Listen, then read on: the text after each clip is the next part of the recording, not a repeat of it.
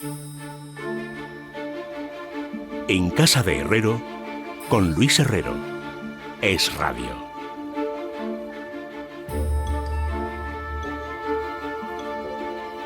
Hace 25 años que murió Antonio Herrero, el 2 de mayo de 1998. Y ustedes ya saben, muchos de ustedes ya saben que Antonio Herrero para mí es algo más que un referente profesional. Yo conocí a Antonio teniendo 13 años y la vida nos juntó de una manera muy empecinada. Estábamos juntos en el bachillerato, estuvimos juntos en la universidad, compartimos el mismo piso de universitarios, trabajamos juntos en Antena 3, trabajamos juntos en la cadena COPE y por lo tanto he pasado con él mucho más tiempo que, por ejemplo, con mis hermanos. Y bueno, el hecho de recordar su muerte, pues para mí es algo especial. Y es especial también porque me doy cuenta de que han pasado 25 años y que muchos de los testigos del periodismo que hacía Antonio hace 25 años, pues no habían nacido o apenas eran tan pequeños que no sabían quién es Antonio Herrero. Y este es una idea que me lleva rondando en la cabeza, cómo puedo contribuir de alguna forma, porque creo que forma parte de mi objetivo vital, de mi misión en la vida, mantener vivo el recuerdo de Antonio, pues haciendo que la gente más joven, la gente que no lo conociera, pues se interese por ellos. Y de ahí que le haya pedido a Esther Nieto, que es la más joven de las redactoras del equipo, una persona que no había nacido en 1998, que indague en la biografía de Antonio Herrero y que intente contarla desde su perspectiva y naturalmente con mi ayuda. Esther Nieto, bienvenida, buenas tardes. Buenas tardes, Luis, ¿qué tal? Pues mira, la verdad que tienes toda la razón, porque yo he hecho la prueba con mis compañeros de la universidad, le he preguntado quién era Antonio Herrero y ninguno me ha sabido responder, pero es que lo cierto es que en las universidades no se enseña quién fue Antonio Herrero. Yo tengo la universidad relativamente cerca y te confirmo que no se habla de periodistas como Antonio Herrero, que con su labor y su trabajo han marcado un antes y un después en la forma de comunicar. Yo, por lo que he podido leer y escuchar, Antonio Herrero tenía una marca y un sello personal. Innovó y creó un periodismo que hasta la fecha no se conocía. Y para mí ha sido muy complicado resumir toda su trayectoria y lo que supuso para la radio actual en poco tiempo. Pero bueno, si te parece, vamos a empezar por el principio, por cuando él estaba estudiando en la Universidad de Navarra contigo.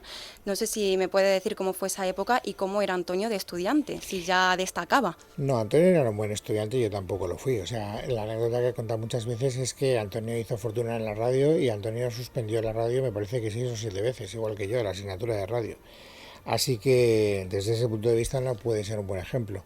Pero sí que puedo decirte que él trasladaba a su vida profesional lo que era su vida personal. Yo recuerdo el mismo momento en que lo conocí. Yo lo conocí en el campo de fútbol del colegio. Y él estaba un curso por encima de mí porque yo había repetido. Éramos de la misma edad, pero yo había repetido y estábamos echando a pies a ver cómo hacíamos los equipos. Y entonces Antonio vino y nos dijo, bueno, si os falta uno, al final me apunto yo porque después de todo el año que viene voy a estar con vosotros. O sea, Claro. él ya aceptaba su condición de repetidor. Y me llamó la atención la seguridad en sí mismo, esta idea de que de repente él pudiera asumir que iba a suspender, que no le diera importancia, y luego jugaba al fútbol de una manera increíblemente buena. Era muy chupón, era muy bueno, y todas esas cualidades de seguridad en sí mismo, de brillantez, de audacia, de valentía, que se demuestran jugando al fútbol, lo trasladó a su vida profesional. Porque él no sabía entonces que se quería dedicar a la radio en ese momento, tú tampoco, de hecho, ¿no? Él tenía claro que se quería dedicar al periodismo y él entendió que el periodismo era el periodismo. Él venía de una familia de periodistas, su padre era director de Europa Press, uno de los grandísimos periodistas que ha tenido España, sin ninguna duda, Antonio Herrero Losada, y él tenía el periodismo en las venas. De hecho, no sé si me salto algo de guión que has preparado, pero luego retomamos donde tú quieras. Cuando se forma Antena 3, y yo tengo la oportunidad de decirle, oye, hay un nuevo medio que están haciendo en 1982 y están buscando gente y bueno, yo establecí un contacto con Manuel Martín Ferrán, ¿quieres que dé tu nombre? Entonces me dijo naturalmente que sí, y dije, pero tú sabes que no tenemos ni puñetera idea de radio. Y su respuesta concreta y exacta fue, ¿y qué más da? Si lo que nosotros sabemos es el periodismo, ¿qué más da hacer periodismo en la radio que en un periódico, que en la televisión? Lo importante es el periodismo. Bueno, esta emisora de la que habla, la radio de Antena 3, se empezó de forma muy modesta y a mí me llama la atención que en tan solo una década se convirtió en la más oída de España, por encima de la SER, la COPE o Radio Nacional. Y yo creo que posiblemente parte de este éxito se debió a Antonio Herrero y a todos los periodistas jóvenes que trabajabais ahí, que le dabais una frescura diferente, ¿no?, a la radio. Por ejemplo, estaba Jesús Hermida, José María García, estabas tú, Antonio Herrero. A él le encargaron luego hacer el informativo de la mañana, el primero de la mañana, que sonaba así la sintonía. El primero de la mañana.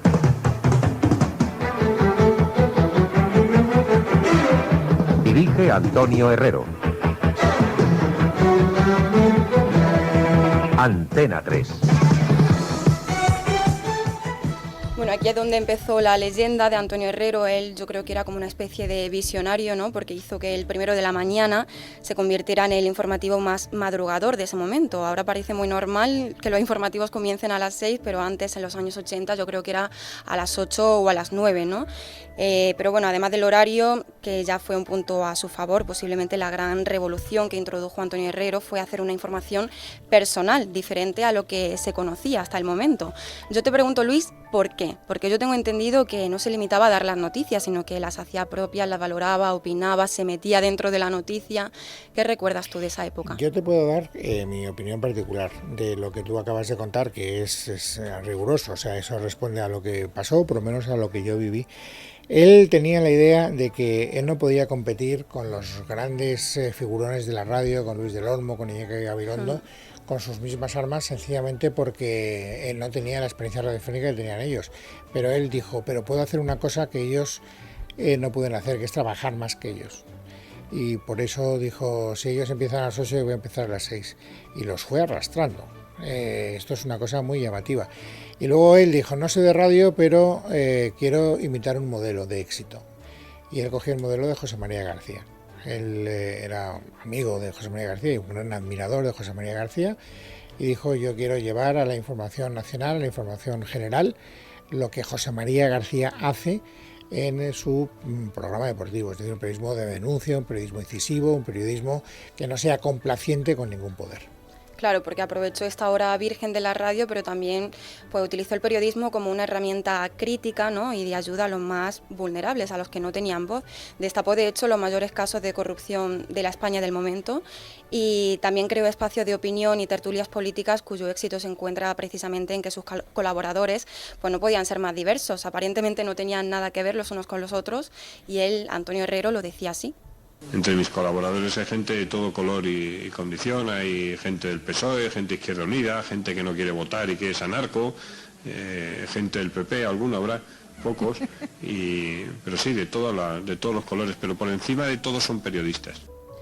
Y luego no solamente desarrolló el género de las tertulias en la radio, también lo llevó a la televisión. En Antena 3 Televisión, la primera cadena de televisión privada, presentó La Tarántula, un debate en el que unió a tres grandes personajes de la historia política de España. Estaba Santiago Carrillo, Miguel Herrero y Rodríguez de Miñón, y por parte del PSOE a Ernest Lluch, que fue asesinado por ETA en el año 2000. Era una obsesión que él tenía, buscar siempre la pluralidad. Hablas de esa tertulia televisiva donde estaban representadas tres sensibilidades políticas. Estaba el Partido Popular con Cascos, estaba el Partido Comunista con Carrillo y estaba el Partido Socialista con Lluch. Pero es que en las tertulias radiofónicas hacía exactamente lo mismo y había muchos colaboradores, digamos, de la izquierda del momento. Pilar Rahola, por ejemplo, que todavía está haciendo colaboraciones con otros medios, fue colaboradora de Antonio. Justo Fernández, que desgraciadamente ha fallecido y que durante mucho tiempo fue el secretario general de banca de UGT, es decir, de un sindicato de izquierdas. Nicolás Redondo Urbieta, el padre de Nicolás Redondo. Hay tantas personas que han pasado por su programa que sería casi imposible hacer el censo completo y sobre todo todos, ¿no?, la diversidad política que representaban todos y cada uno de ellos. He visto también que muchos fueron los que criticaron su estilo en la radio y la forma que tenía de hacer radio. De hecho, yo creo que le presionaron para que dejara de ser así, pero Antonio Herrero era fiel a su estilo y decidió él mismo marcharse. Si no podía hacer el periodismo al que estaba acostumbrado y el periodismo que quería, prefería renunciar. En 1992, el presidente del grupo Prisa y propietario de la cadena SER decide comprar Antena 3 Radio y Antonio Herrero dijo que entonces él tampoco continuaba si no le dejaban ser como era. Amigos, muy buenos días y bienvenidos al Primero de la Mañana en este martes 28 de julio de 1992. Buenos días y bienvenidos por última vez, ya que este programa para mí tiene un significado muy especial porque es el programa de la despedida en Antena 3. Antonio Herrero también se marcha de Antena 3. La razón es muy simple. La forma de entender el periodismo y dentro del periodismo la radio de Antonio Herrero no concuerda, no coincide, no tiene ningún punto de semejanza con la concepción del periodismo de los nuevos accionistas que han accedido a Antena 3 de radio. Este fue el último programa de Antonio Herrero en Antena 3 y bueno, a mí también me sorprende escuchando el corte que habla en tercera persona de sí mismo, Luis. Se refiere a Antonio Herrero, no, es mi último programa, dice, es el último programa de Antonio Herrero. Para que entiendas muy bien esa manera de referirse a la audiencia, primero hay que contextualizar lo que estaba pasando en aquel momento. Quien ocupa, digamos, el dominio accionarial de aquella Antena 3 de radio es el Grupo Prisa. El Grupo Prisa era la dueña de la cadena SER. La cadena SER durante mucho tiempo había sido líder de audiencia en la radio española y uno de los grandes hitos de aquella Antena 3 de radio es que desbanca la cadena SER y la cadena SER pasa a ser segunda, y eso es algo que Jesús de Polanco, que era entonces el accionista mayoritario del Grupo Prisa, pues no soportó bien, y entonces dijo, bueno, pues si no puedo vencer a la competencia, compraré la competencia. Si no puedes con tu enemigo, únete a él, ¿no? Lo que se suele decir. En este caso, más que unirte a él, sométele, ¿no? Es También. decir, a golpe de talonario. El Grupo Prisa había desplegado una campaña muy fea y muy dura contra Antonio, contra su padre, contra García, contra mí mismo, así que era completamente imposible que ahí se empastaran, digamos, dos estilos periodísticos. Por eso Antonio, sin querer comprometer a nadie más, habla de él, habla de Antonio Herrero, aunque en el fondo sabía, como así ocurrió, que José María García iba a hacer exactamente lo mismo. De hecho lo hizo esa misma noche. Cuando llegó el momento del programa de José María García, él pronunció unas palabras muy parecidas a las que acabas tú de reproducir en boca de Antonio, y todos nos fuimos en grupo. Y a partir de ahí, te lo digo porque eso ya no es tan conocido, y como he leído el guión que has preparado, si no te lo cuento yo no lo vamos a poder contar a los oyentes. Se plantea dónde nos vamos, ¿no? O sea, nos echan de Antena 3, pero tenemos que buscar un acomodo profesional. Claro, ¿cómo surge esa oferta o esa opción? Pues había dos posibilidades: o irse a Onda Cero, que entonces estaba regentada por la ONCE, o irnos a la cadena COPE. Y entonces García era partidario de ir a Onda Cero, porque él era muy amigo de Miguel Durán, que entonces era el presidente de la ONCE y era el accionista mayoritario. Pero se daba la circunstancia de que Antonio Herrero había sido muy duro contra la ONCE y contra Miguel Durán, porque él era muy duro contra cualquiera, en el momento en el que había un motivo para serlo, no de manera arbitraria. Y eso había abierto muchas heridas, de tal manera que en un momento determinado a García le dijeron: no hay ningún problema en que tú vengas a Onda Cero, no hay ningún problema en que Luis te acompañe a Onda Cero, aunque yo entonces era, digamos, mucho más insignificante que Antonio, bueno, entonces y siempre. Pero desde luego el que no puede venir es Antonio, porque Antonio ha abierto muchas heridas. Y entonces García, que ha sido siempre el anciano de la tribu, el jefe que nos ha liderado, el hombre que le daba entidad y personalidad al grupo que habíamos establecido entre nosotros, dijo: sin Antonio no nos vamos. Y entonces fue cuando nos fuimos a la COPE. Pero ese gesto de generosidad de José María García es la clave de que nosotros en 1992 acabáramos en una emisora como la COPE, que en aquel momento estaba pasando por una situación económica y profesional muy crítica. Claro, ibais todos además en masa, en grupo. A mí eso también me sorprende, que no dejáis a ninguno. Tú no te planteaste en ningún momento seguir tu carrera profesional en solitario, sin Antonio Herrero, sin José María García. No, y tengo que decir, lo tengo que decir porque yo después de la muerte de Antonio escribí un libro, que ahí está, que he releído recientemente porque se me había olvidado muchas cosas, y yo me he acordado de ese detalle que te voy a contar releyendo el libro. Pero es verdad que a mí me hacen una super oferta para quedarme en Antena 3 de radio y para que yo rompa la unidad con García y con Antonio. Y sorprendentemente no, porque yo tenía muy claro que la lealtad y la pertenencia al grupo profesional en que yo me encontraba cómodo era prioritario, pero dije que no. Por lo tanto, todos, y esto incluye a Federico Jiménez de los Santos, los cuatro, que éramos de alguna manera, pues en aquel momento, los protagonistas, había mucha más gente, digamos, ¿no? Gente que colaboraba con nosotros, los equipos que estaban detrás de los programas nos siguieron, pero nosotros tuvimos muy claro que no nos íbamos a poder separar. Y hay un factor también muy, si quieres, afectivo, emotivo, sería la palabra, que también contribuyó a que esa unidad no se deshiciera nunca. Y es que en aquel momento, justo cuando estábamos en el trasvase entre entre Antena 3 y la COPE, se estaba muriendo el padre de Antonio. Tenía un cáncer y entonces íbamos a verle al hospital, estaba ya en sus últimos días, y entonces él nos hizo un ruego en la cama casi horas antes de morir, diciéndonos, por favor, permaneced siempre unidos.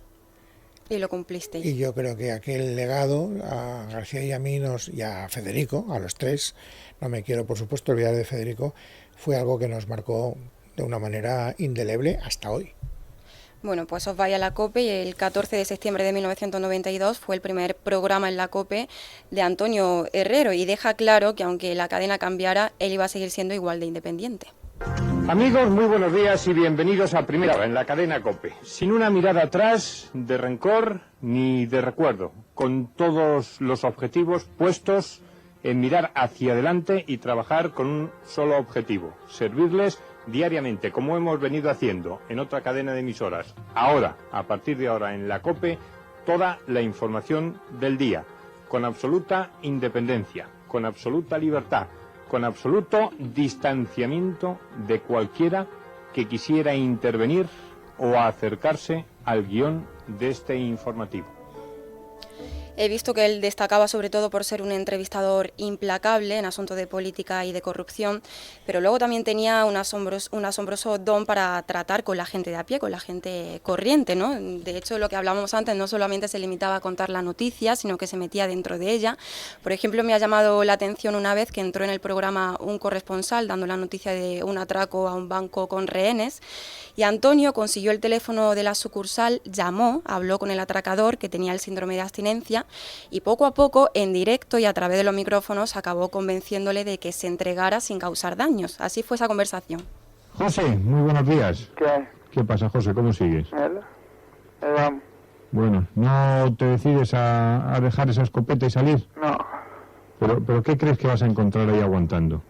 ¿Qué crees que vas a encontrar ahí, José, aguantando ahí? O sea, Si lo único que pueden ir las cosas es a peor.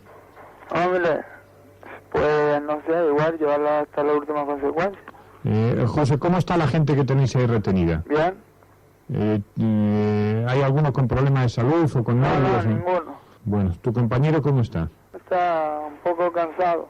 A ver, lo que no puedes, José, es, porque tú no querrías que te hicieran igual, es tener a esas personas con las familias que están pendientes, angustiadas. Yo también soy consciente de eso, ¿no? Pues entonces, deja ese arma y no te compliques más la vida, que bastante complicada la tienes. Con qué dulzura lo dice incluso, ¿no? Que está hablando con un atracador en una situación de muchísimos nervios y sin embargo parece que se pone hasta en su lugar. Y sin embargo, con qué sagacidad sabe que ahí hay una noticia y que él tiene que estar en el centro de esa noticia, ¿no? Las dos cosas son unos ejemplos maravillosos. Del archivo que has escuchado, ¿qué más cosas te han llamado? De, digamos, momentos estelares de su vida profesional en la radio. Bueno, pues muy recordado en su carrera también ha sido el caso de Ortega Lara, el funcionario de prisiones español retirado que permaneció secuestrado por ETA entre 1996 y 1997, pues estuvo más de 500 días. Pues Antonio Herrero dio así la noticia.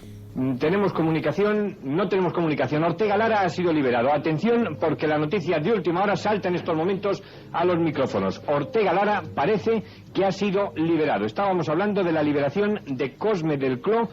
Y podemos adelantar en estos micrófonos de la COPE que Ortega Lara, el funcionario de prisiones, secuestrado por la banda terrorista ETA desde hace 532 días, ha sido liberado.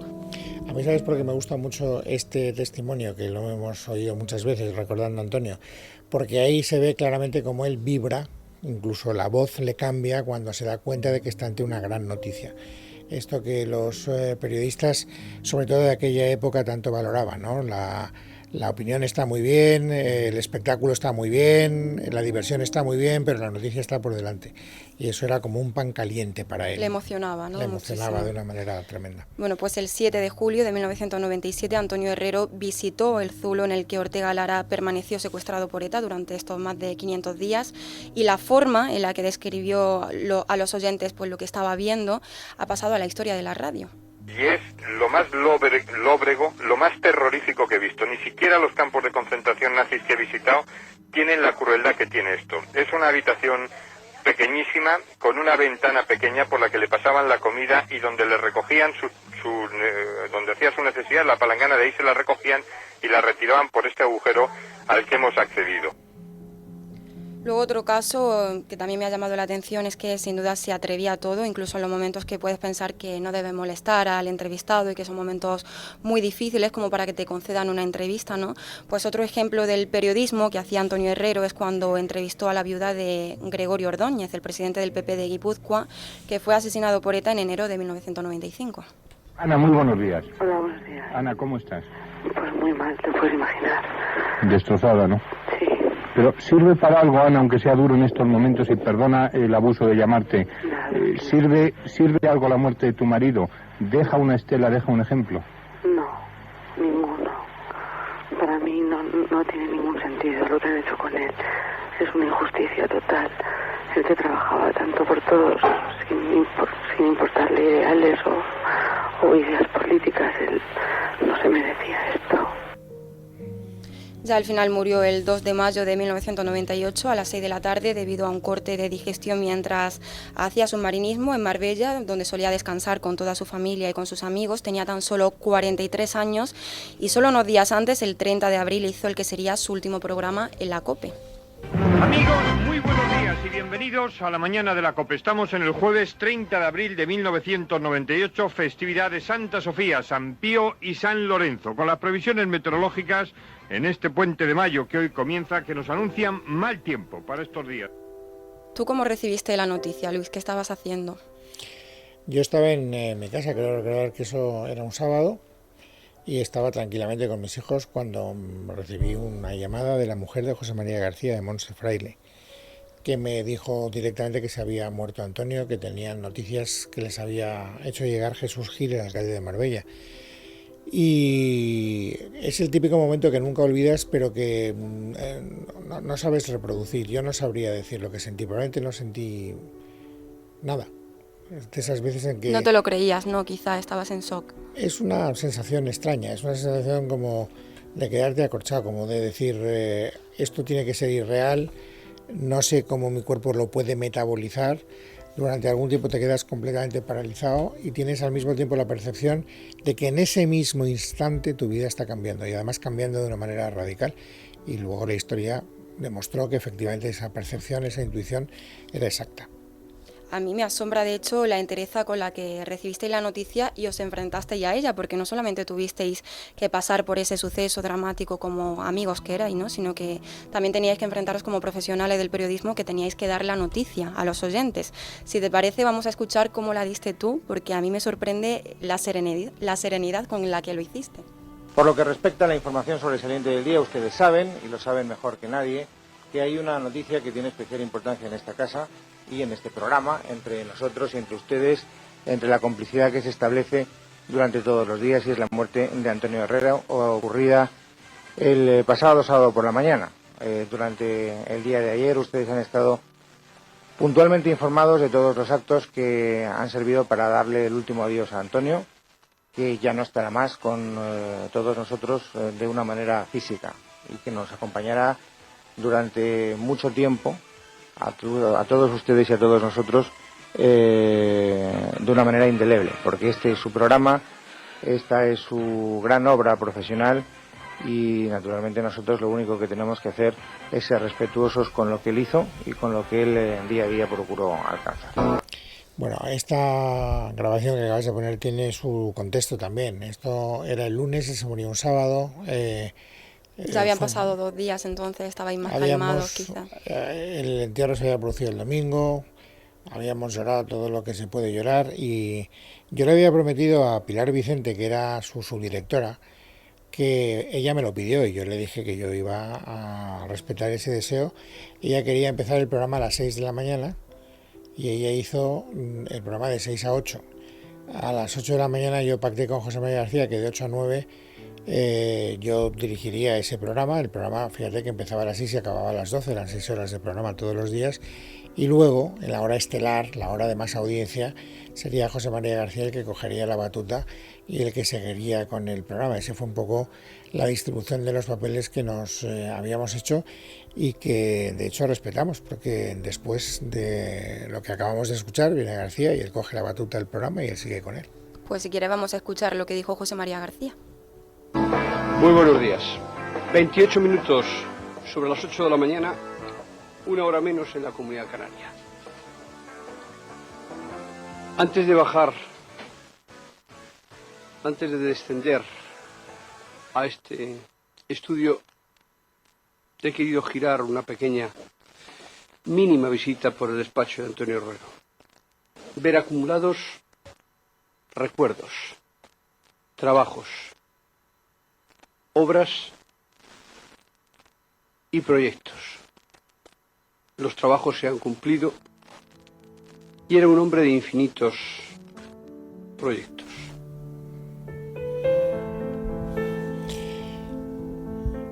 Aquí es donde ya voy a pasarlo un poco peor. Yo recuerdo que uno de los peores momentos de esas horas fue cuando José María García y yo íbamos camino de Marbella. Cogimos un avión el mismo sábado por la tarde, cuando supimos, o ya casi por la noche, cuando supimos que se había muerto. Y en ese vuelo, José María García me dijo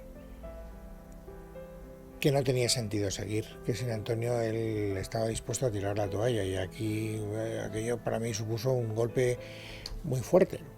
Y además había producido una circunstancia que ya hemos contado Federico y yo muchas veces, y es que justo la noche anterior Federico y yo habíamos estado cenando en el Palacio de la Moncloa con el que entonces era el presidente del gobierno, con José María Aznar, y José María Aznar nos había dicho que Antonio no podía seguir, que su nivel de crítica era ya absolutamente intolerable, que en su casa, esta es una frase textual, ya no se escuchaba la COPE por su agresividad política contra el gobierno que él presidía. Y nos mandaba el mensaje de que si nosotros queríamos seguir en la COPE, pues teníamos que aceptar que Antonio tenía que apartarse de las ondas. Y tanto Federico como yo dijimos que eso no lo íbamos a hacer. Pero claro, imagínate lo que supone ese momento, ¿no? Es decir, pocas horas después de esa cena, cuando ya te das cuenta de que el cerco se ha estrechado tanto, porque es un momento en el que el periodismo crítico de Antonio había sido capaz de enfadar a todo el mundo. Para empezar, a los propios empresarios, a los propios obispos que estaban hasta el gorro de recibir quejas. Antonio no respeta el ideario de la COPE, su estilo es muy agresivo, el de García también, y por lo tanto pues esto no puede seguir así. Se quejan todos los políticos de un partido y de otro. Los obispos estaban muy incómodos y aquello pues estaba francamente mal. Y a eso le añades la presión que se había establecido desde el PSOE, que le había negado el pan y la sal, después de que Antonio hubiera ejercido también ese periodismo crítico con algún exceso, que él reconoció y pidió perdón. Fue un momento en el que él había comparado a Rosa Conde, que había sido ministra, con Felipe González, con Mónica Lewinsky, una comparación que en Ferraz sentó a cuerno quemado. Se dio cuenta de que probablemente se había equivocado, pidió perdón, pero no sirvió de nada. O sea, el Partido Socialista había quemado todos los puentes con Antonio y, como te cuento, el Partido Popular también, ¿no? Por lo tanto, era evidente, Federico y yo, que estuvimos en esa cena en el Palacio Moncloa, teníamos muy claro que eso se había terminado. Que llegaba al fin, ¿no? De alguna forma. Y en ese vuelo, en ese viaje de avión, encima García dice pues que tampoco lo ve claro, ¿no? En un momento de una carga emocional verdaderamente tremenda, de esas que solo puedes, en fin, describir un poquito cuando la has vivido por dentro. Es muy difícil trasladarla, ¿no? Pero fue un momento de esos que marcan toda una biografía. ¿Y qué os motivó para continuar?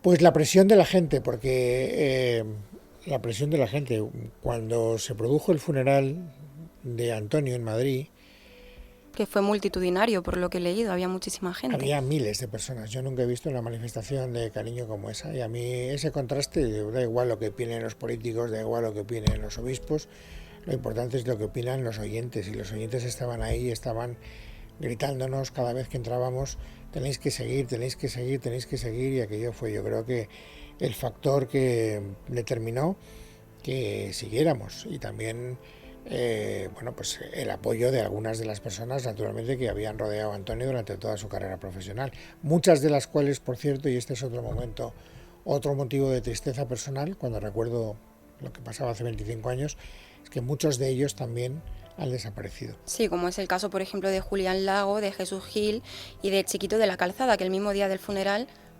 Y de tantos otros. Es que si empezamos la lista, fíjate, Manolo Martín Ferrán, Fernando Sánchez Dragó, que acaba de fallecer hace un momento, José Luis Gutiérrez, hay muchos, nos olvidaríamos, pero infinidad de ellos que habían desfilado por su programa, Justo Fernández, del que hablábamos antes, muchas personas, muchas que rodearon a Antonio y que estuvieron muy cerca de él en su programa, desgraciadamente ya han fallecido también.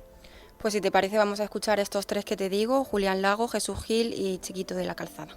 Pues la verdad me ha costado hacerme a la idea, ¿no? He estado toda la noche sin dormir, incluso los ratos que he estado durmiendo he estado soñando con Antonio. Me faltan palabras para explicar el mazazo que representa la desaparición de un hombre de bien, entrañable, volcaba a la familia, en fin. Una bellísima persona y además un profesional que representa una nueva generación de un periodismo independiente y un periodismo honesto. Un gran hombre de Marbella, amante de Marbella, que quería y adoraba a su ciudad. Un gran profesional y yo un gran amigo. Era un gran amigo mío, que con un gran profesional, pues yo llevaba 3 años contando chistes, y como no sé si lo sabéis ustedes en la corte, llevaba 3 años contando chistes con él, una gran persona, de verdad. Y luego, por ejemplo, también, si quieres, vamos a escuchar a Manuel Martín Ferrán, que destacaba de Antonio Herrero que era una persona muy comprometida con la verdad. El ejemplo de Antonio Herrero, desde que yo le conozco, hace muchos años, es el de su compromiso con la verdad, el de su matrimonio con la independencia y el de la búsqueda titánica de la noticia. Lo que se merecen los oyentes, todos los oyentes, es que alguien trabaje para ellos, buscando las noticias, contándolas bien, verazmente, e interpretándolas con libertad. Y esa ha sido la gracia de esta mañana de Antonio Herrero durante tiempo. Es el momento de decir adiós. Me parece, esta canción sí que puede acabar conmigo. Me parece muy bien que hayas elegido el testimonio de Manolo Martín Ferrán para cerrar, porque sin él, sin la llave de Manolo, nada hubiera sido posible. El milagro de Antena 3 es posible por Manolo Martín Ferrán, y la persona que nos congregó a todos fue Manolo Martín Ferrán, y Antena 3 sin Martín Ferrán no hubiera existido, y por lo tanto su protagonismo tiene que ser fundamental. Pero es verdad que esta canción me trae siempre el recuerdo de Antonio, porque en ese programa que antes rememorábamos, en el que pues tratábamos de llevarnos el testigo unos a otros, al final vinieron algunos de los grupos que más le gustaban a Antonio y que Antonio había entrevistado.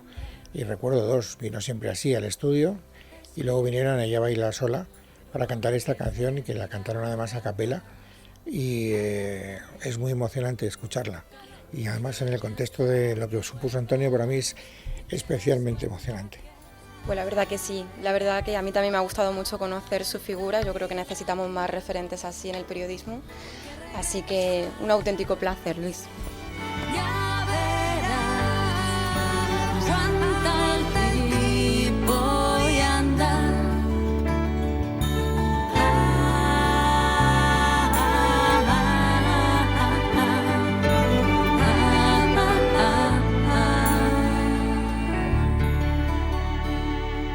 En casa de Herrero, Es Radio.